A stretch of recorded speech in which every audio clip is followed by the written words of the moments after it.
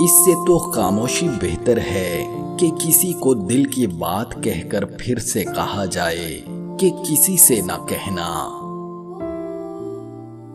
سورج اور والد کی گرمی برداشت کرنا سیکھو، کیونکہ جب یہ ڈوب جاتے ہیں نا تو ہر طرف اندھیرا چھا جاتا ہے۔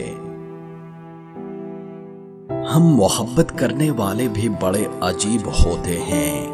ایک بندہ ہم نے چن رکھا ہوتا ہے جس کے بغیر ہم جی نہیں سکتے، اور اس کے بغیر جیے بھی جاتے ہیں، جنہیں اللہ نے ہی تمہارے قابل نہیں سمجھا۔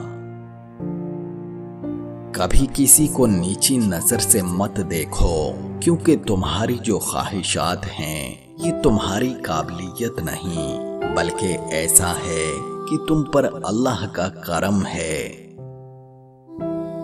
اچھے لباس پہن کر جاہل اور گنوار لوگ بھی مہذب کہلاتے ہیں، مہذب ہو نہیں سکتے۔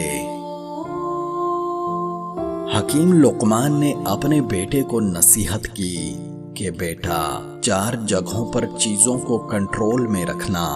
نمبر 1، محفل میں زبان کو۔ نمبر 2، دسترخوان پر پیٹ کو۔